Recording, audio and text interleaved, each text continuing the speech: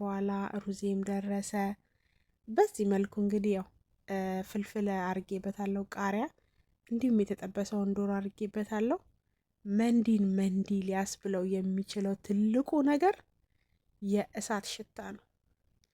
እንግዲህ እንደምታዩት እሳቴን ካረኩኝ በኋላ ዘይቴ ላይ እሳቱን አረኩበት ማለት ነው። ከዚያው በአልሙኒየም እንደምታዩት ከድኜዋለሁ።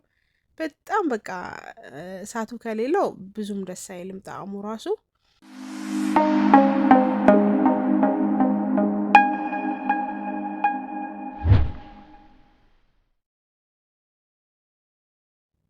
ምርጥ የህይወት ቅመሞች እንደዚህ አይነት መንዲ እንዴት አድርገን እንሰራለን የሚለውን አብረን እናያለን።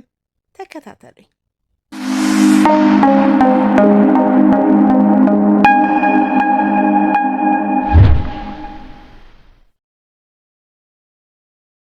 ሰላም ሰላም ሰላም! ውድና የተከበራችሁ የማርካን ቲቪ ተከታታዮች እንዴት ናችሁ? እኔ ያለሁላችሁ እግዚአብሔር ይመስገን።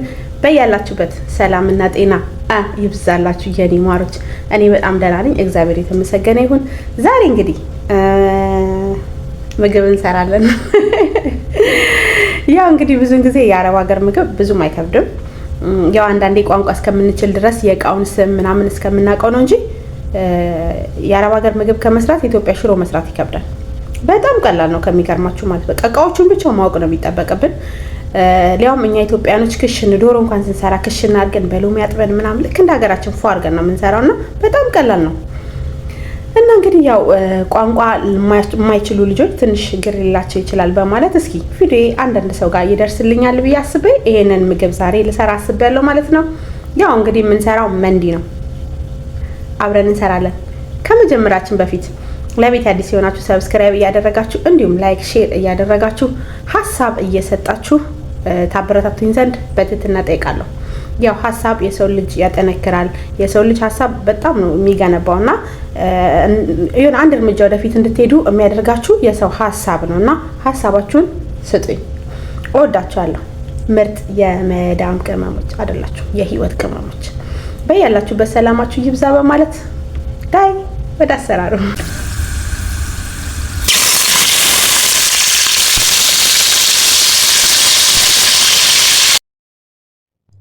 እንግዲህ በዚህ መልኩ ያው እንደምታዩት ወረቃር፣ ሌሞን፣ ሄልና ቁርንፉድ ቀረፋ ነው የሚባለው። ቀረፋ ጥብስ ካረኩ በኋላ ዶሮን በጣም አጥቤ አዘጋጅቻለሁ። በዚህ መልኩ ጨምረዋለሁ ማለት ነው።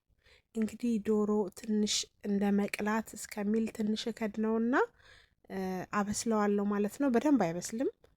ትንሽ ቀላ ካለልኝ በኋላ የፈላ ውሃ እጨምርበታለሁ ማለት ነው። በነገራችን ላይ ውሃውን ለሩዝ እፈልገዋለሁ። ዶሮን ትልቅ ብቻውን ከመቀቀሌ በፊት የማልጠብሰው ለዛ ነው፣ ውሃውን ስለምጠቀምበት ማለት ነው። እንግዲህ ዶሮ በዚህ መልኩ ሊያውም በጣም በስሎብኛል ዛሬ። በዚህ መልኩ በሰለ ማለት ነው። እንግዲህ እንደምታዩት አውጥቼዋለሁኝ። ካወጣሁትኝ በኋላ ደግሞ ያው ግዴታ ነው ባህራት ማለት ነው። ያው ባህራት እንደምታዩት ሚክስ ባህራት ከቻላችሁ በሻይ ማንኪያ አንድ ተጠቀሙ። ለምዶብኝ ትንሿን ማንኪያ አልጠቀማትም እኔ በትልቁ ግማሽ ግማሽ ነው የምጠቀመው። ይሄኛውም እንግዲህ ያው ስፓይሲ ሲላል ሚክስ ነው። ይሄኛውም ያው አንደኛው ቤት የተዘጋጀ ነው፣ አንደኛው ደግሞ ከውጭ የመጣ ነው ማለት ግን ሁለቱም ሚክስ ነው። ዞሮ ዞሮ ከሁለት አንዱን መጠቀም ትችላላችሁ። ማጂ እኛ ቤት ፓውደር ነው የምንጠቀመው። ያው ግማሽ ማንኪያ ማጂ ጨምሬያለሁ ማለት ነው። እናንተ እንግዲህ ማጂ የኔ ፓውደር ስለሆነ ነው እንጂ ማጂ ግዴታ አይደለም። ከዛ ያው እንግዲህ በፔስታል ፍናርግቻት ካበሰልኳት በኋላ ሩዜም ደረሰ። በዚህ መልኩ እንግዲህ ያው ፍልፍል አርጌበታለሁ፣ ቃሪያ እንዲሁም የተጠበሰውን ዶሮ አርጌበታለሁ።